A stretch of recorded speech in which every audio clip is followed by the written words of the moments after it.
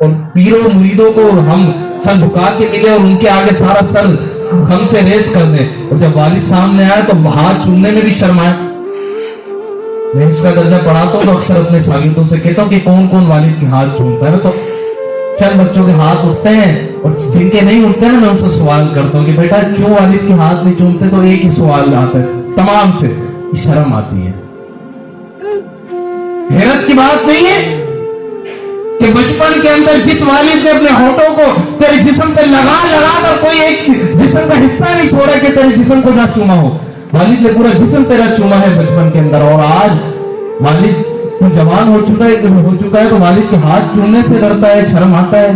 तो ऐसी शर्म का क्या फायदा कि पीरों मुरीदों के सामने तुम हाथ चूमे। मैं मना नहीं कर रहा, पीर का एहतराम है, तो वालिद का एक एहतराम है, वालिद का अपना मकाम है, वालिद का अपना मकाम है। तो वालिद के अगर हाथ चूमने से भी तू शर्मा रहा है तो फिर तेरी जिंदगी नहीं है कि जैसा बंदा करता है वैसा सहता है।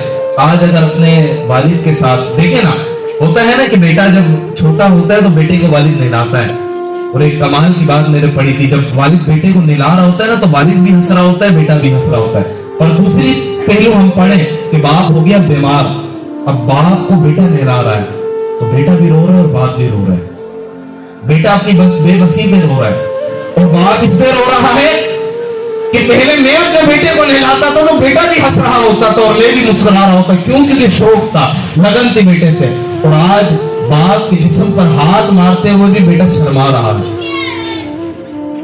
तुझे जिंदगी भर जिसने खिलाया, तुझे जिंदगी भर जिसने पिलाया, कसम खुदा की कि रात भर तू उठ के रोता था और तेरे वालिद और तेरी वालिदा तुझे सुलाने की कोशिश करते थे, तू नहीं सोता था पर वो भी बेदारी में गुजारते थे अपनी रात। और आज वालिद बीमार हो गए, उसे नहलाने के लिए भी तू शर्मा रहा है, उसे हॉस्पिटल ले जाने के लिए भी तू शर्मा रहा है।